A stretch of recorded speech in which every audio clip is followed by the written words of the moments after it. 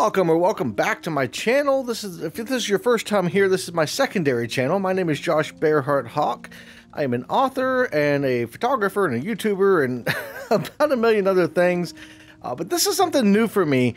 So I've got 3 books as an author, and this is going to be the first of what's going to become a new series on the channel, this channel in particular, where I'm actually going to be reading through those books. And I wanted to kind of do it in a more relaxed setting and something we're going to have a little bit of fun with it and just kind of share the stories that I've read over time. And we're going to be doing it a chapter at a time. Some of the shorter things, maybe a couple of chapters at a time, depends on depends on how short some of the chapters are for these things. This one in particular, we're going to be reading The Journal, which is my debut novel that came out in March of 2023. So it's been a little over a year ago as of this video.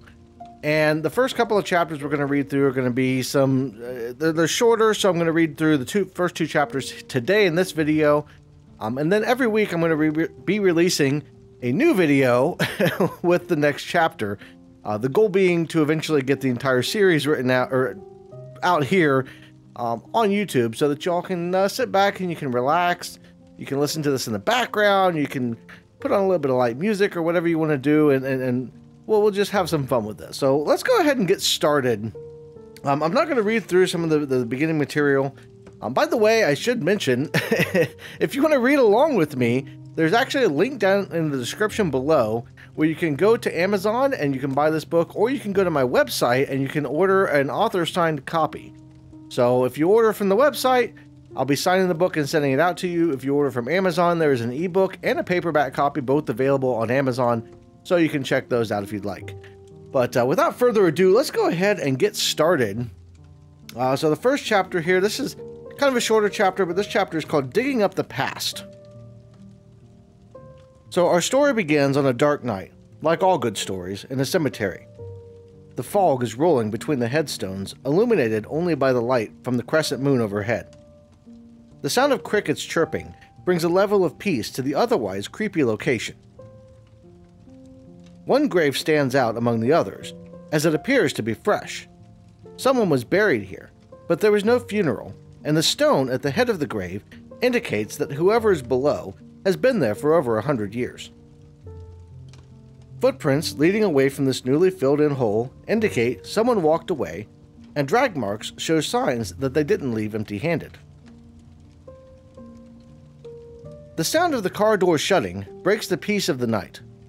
A man with tired eyes settles in behind the wheel of an old blue sedan. He turns the key and the engine roars to life, causing a flock of birds on the tree overhead to panic and fly off into the night sky.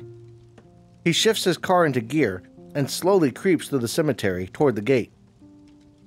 How many nights had the man been in this exact situation, digging up secrets in the middle of the night, chasing what others had lost? It had been a snowy night not long ago, when he had vowed to leave this life behind. The ground had been just soft enough to dig up the prize he had sought on that night, but the snow had caused his tires to lose traction, and he had slid into a ditch on the way out of the field that he had been digging in. The temperature outside the car was below freezing, and inside wasn't any better. He had planned to use the profits from that job to fix the heater in the car, but as he sat in the darkness, he was convinced he would freeze to death, and it wouldn't matter anyway. A curious farmer had been his savior on that night, pulling the car out of the ditch with his tractor and bidding the stranger a good night and better luck with the road to town. The driver rolls down his window just a crack as he approaches the intersection at the exit of the cemetery. Slowing down and coming to a stop before pulling out, he takes a pack of cigarettes out of his shirt pocket and removes one, stuffing it in his mouth. Picking up a lighter from the center console, he lights the cigarette and begins letting off the brake. Pulling the wheel to the left and heading towards the highway. Reaching down, he flipped the dial on the radio, and the sound of a classical piano began pouring from the speakers. As he drove, the orange glow from the tip of his cigarette illuminated his face. Though he was only 45 years old, his features were those of a man in his mid-60s. Across his left cheek, a scar marked a time where he was nearly killed by a stray bullet. That job had been one for the ages, teaching him that trusting most people wasn't worth the risk. The one time he took on a partner, and they turned out to be only in it for the money. After all, why split $15,000 when you can keep it all to yourself? Both men had been injured in the struggle, but only he had walked away with his life. News reports would later speculate that the partner had been the victim of a lover's spat, which wasn't entirely untrue. They had been good friends for years, though not quite close enough to be considered lovers. It's funny what money will do to people, especially when it's more money than they've ever had. The clock on the dash read 4:04 a.m. as the man pulled into his driveway. He had been gone for nearly 18 hours. Turning off the engine, he climbed out of the car and walked to the trunk to retrieve a bag with the items the client had requested. Closing the trunk, he walked up to his front door to head inside for the night. As he turned the key in the lock, a voice rang out in the darkness, telling him to stop what he was doing and turn around slowly.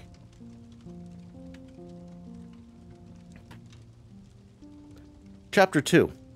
The Book in the Box. It was a cold night in late December as Josh dug through the attic of his grandfather's house. It had been 2 weeks since the old cheerful man had passed away, and it was time to clean out the old family stead and find a new home for the things that had been taking up space for too many years.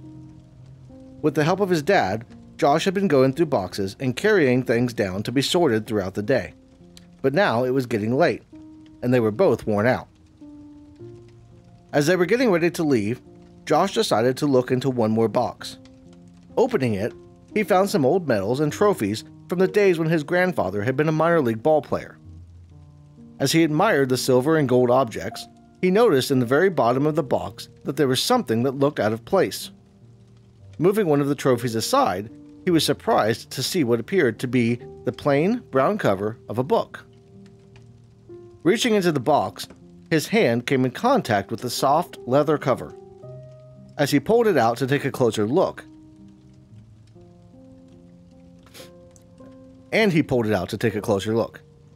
there was a strap wrapped around the cover, and Josh carefully unwrapped it, his mind running through the possibilities of what could be on the pages of this beautiful antique.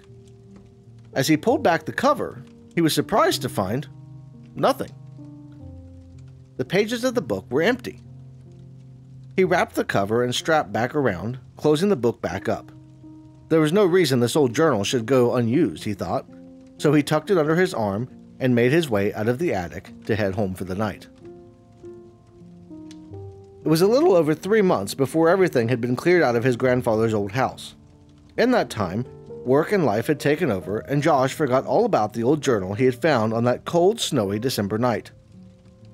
As the months wore on, the whole encounter would fade more and more, until one evening in early October, when an unexpected noise would draw his attention back to the leather-bound object.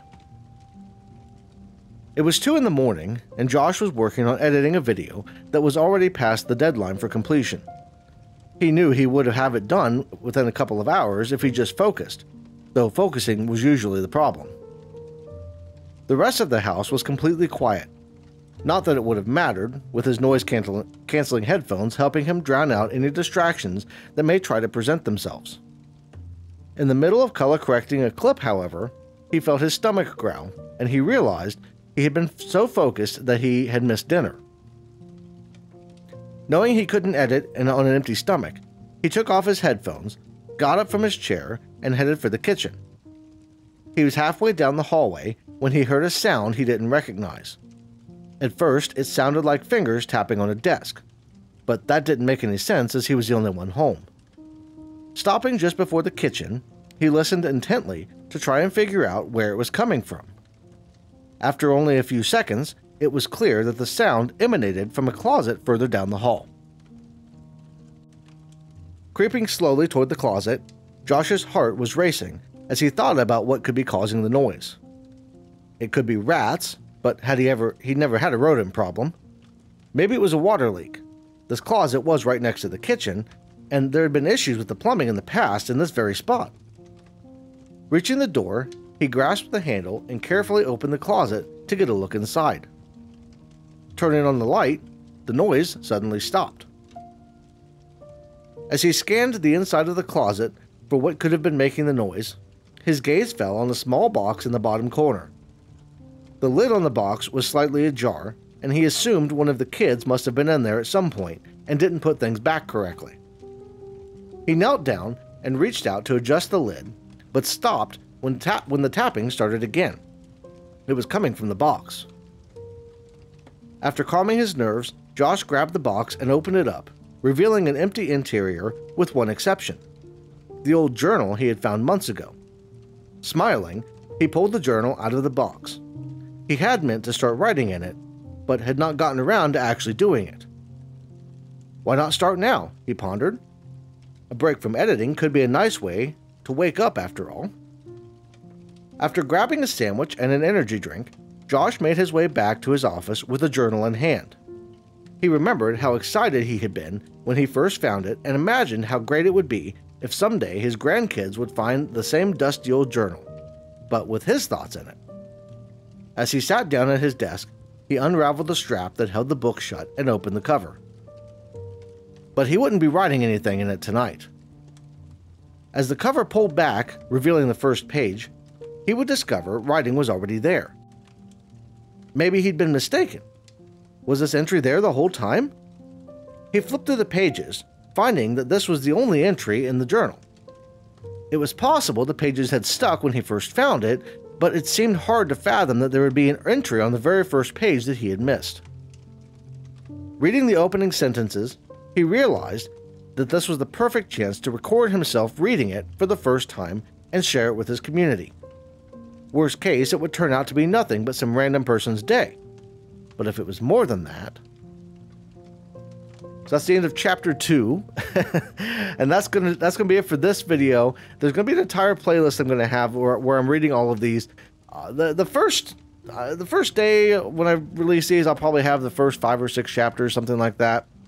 And then, like I said, after that, it's going to be weekly. So make sure to come back, subscribe to the channel if you want to see more.